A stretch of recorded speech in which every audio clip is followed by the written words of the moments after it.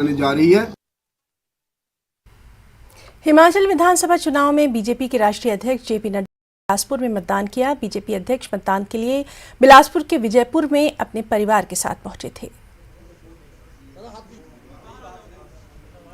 बिलासपुर में बीजेपी के राष्ट्रीय अध्यक्ष से खास बातचीत की हमारे साथी अंकित ने।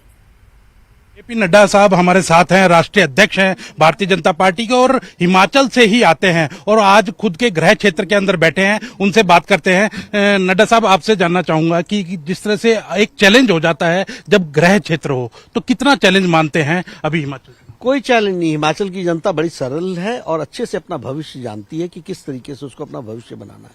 हर चुनाव को हम सीरियसली लड़ते हैं। हम कोई इस तरीके से चैलेंज के रूप में नहीं लेते हैं। आखिर जनता का वोट लेना है और जनता हमको आशीर्वाद देने के लिए आतुर है। मोदी जी के प्रति उनका अथाह प्रेम है, अटूट विश्वास है और उन्होंने जो मोदी जी ने काम किया उसको जनता ने देखा है। जयराम जी ने उसको धरती पर उतारा है, तो लोग आतुर हैं और मैं उनके साथ जुड़ा हुआ हूँ। जयराम जी एक नया चेहरा थे और अब मुख्यमंत्री का 5 साल का उनका कार्यकाल रहा है। कैसे देखते हैं कि एंटी इनकम्बेंसी कुछ हावी है? आपने देखा कहीं एंटी इनकम्बेंसी है? प्रो इनकम्बेंसी है। सब लोग बीजेपी को हाथों हाथ बढ़ाना चाहते हैं और उनका खुद का भी जो जयराम जी का व्यक्तित्व है वो सबको साथ लेकर के चलने के का दम भी रखते हैं, ताकत भी रखते हैं और व्यवहार भी रखते हैं। आम आदमी पार्टी की बात करें तो आम आदमी पार्टी के अंदर काफी पैर फैलाए, केजरीवाल जी खुद आए। क्या भविष्य देखते हैं हिमाचल के अंदर? आए पीछे गए पहले, क्रीज पर तो टिके नहीं। सब जगह जमानतें जब्त करा के आए हैं। उत्तर प्रदेश में करके आए, उत्तराखंड में करके आए और गोवा में करके आए। अब बारी हिमाचल की है।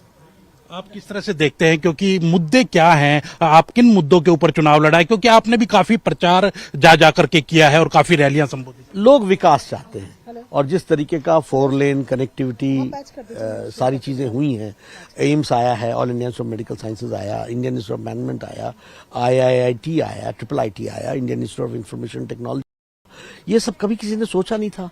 बल्क ड्रग पार्क आया, मेडिकल डिवाइस पार्क आया, ये सब इन्वेस्टमेंट्स हैं जो देश को आगे ले जाने वाली है, तो उसमें उन लोगों ने अपने आप को जोड़ा है। नड्डा साहब, कांग्रेस की क्या स्थिति देखते हैं? क्योंकि वीरभद्र सिंह थे, एक कद्दावर नेता थे हिमाचल के, लेकिन अब किस तरह की स्थिति देखते? अब स्थिति कांग्रेस की वैसे स्थिति दिन प्रतिदिन खराब ही हुई है और उनके यहाँ कोई मुद्दा नहीं है, कोई इश्यू नहीं है।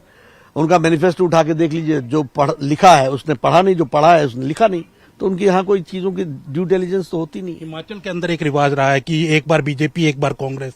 क्या लगता है अब की बार? इस रिवाज में कांग्रेस धोखे में पड़ गई, उनको पता नहीं था और इस भारतीय जनता पार्टी रिवाज बदल रही है और हिमाचल की जनता बदल रही है। हम कहाँ होते हैं बदलने? आप देख सकते हैं जेपी नड्डा साहब हैं और जेपी नड्डा साहब ने साफ तौर पर कहा है कि दूसरी बार भारतीय जनता पार्टी हिमाचल के अंदर आने जा रही है और रिवाज जो है वो बदलने जा रहा है। केंद्रीय मंत्री अनुराग ठाकुर ने दावा किया कि बीजेपी रिवाज